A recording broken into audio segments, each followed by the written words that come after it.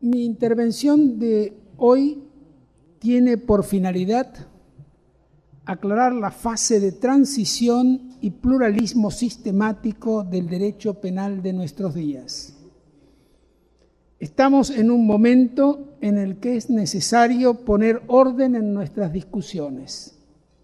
Me propongo, por lo tanto, hacer una exposición objetiva de las alternativas sistemáticas de la actualidad. Ante todo, una pregunta: ¿qué debemos entender por sistema dogmático del derecho penal? La idea básica de todo sistema es opuesta a la del pragmatismo de las soluciones que van de un caso a otro caso. El sistema pretende una garantía de objetividad de la decisión y de la igualdad de los afectados por ella.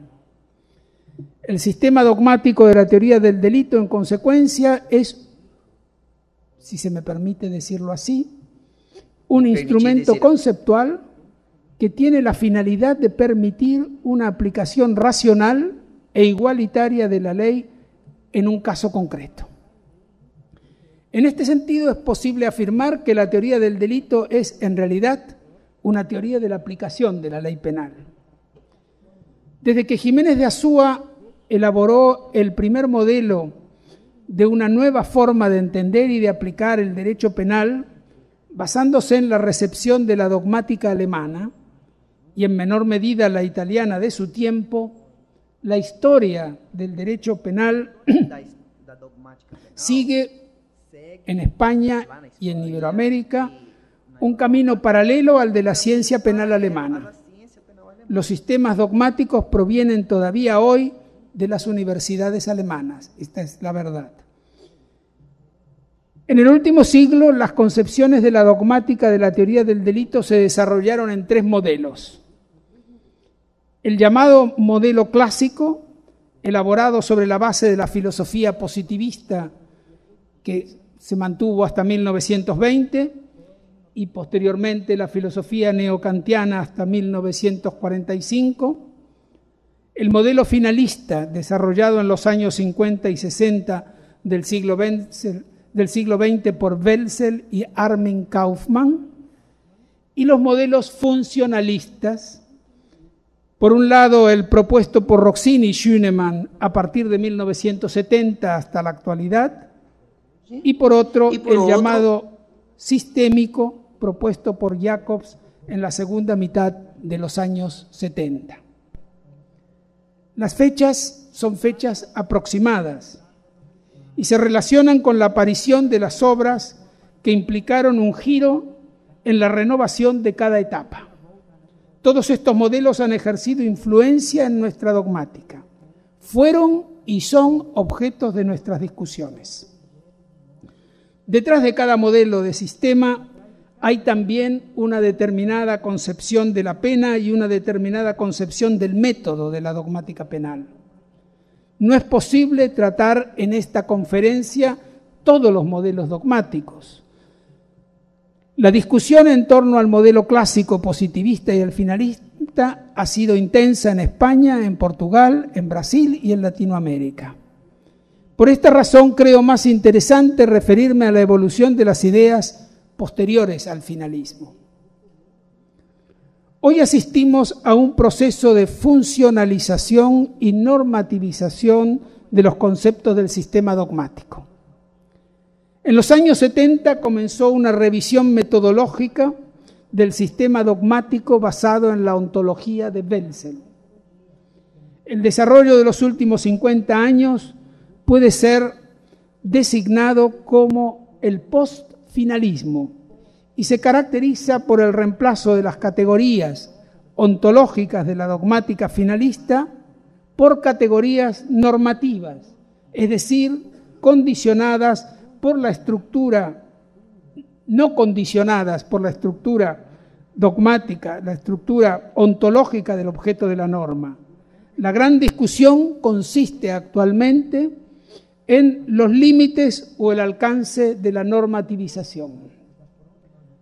La dogmática ontologicista estaba vinculada a una teoría absoluta de la pena, es decir, una teoría de la pena en la que ésta, siguiendo básicamente el modelo de Kant, no persigue en principio ningún fin preventivo, pues ello sería contrario a la dignidad de la persona que sufre la pena.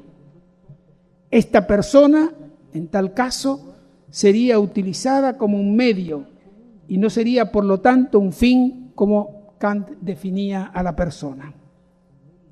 En sus formulaciones más modernas, como la de Belsen, de todos modos, las concepciones de la pena basadas en la justa retribución debieron renunciar a la imperativa retribución penal de toda culpabilidad y limitar la pena a la necesidad del mantenimiento del orden de la comunidad. Por el contrario, a partir del proyecto alternativo alemán de 1966, se impuso una teoría relativa de la pena, es decir, una teoría orientada a la prevención especial que requiere una teoría del delito con categorías normativas que permitan comprobar si los hechos reales merecen la aplicación de la pena según la finalidad misma de la pena. La normativización consiste entonces en la elaboración de las categorías de la teoría del delito, de tal manera que su aplicación garantice las finalidades de la pena. La idea había sido expuesta en 1930 por Radbruch y fue retomada en 1970 en una breve monografía de Roxin, que seguramente todos conocen, Sistema del Derecho Penal y Política Criminal. Schünemann, el principal discípulo de Roxin, ha designado a este sistema como sistema jurídico penal racional final. Aquí, final, la palabra final, se refiere al carácter teleológico de las categorías. La nueva visión comenzó, sin embargo, con la normativización de los conceptos de autoría y participación, que fue emprendida por Roxin en 1973, introduciendo una nueva categoría normativa, la de los delitos de infracción de deber, junto a los delitos de dominio del hecho. Esta reformulación de las categorías de la teoría del delito ha sido fundamentada por Roxin y por Schünemann en la unidad sistemática de la política criminal y del derecho penal.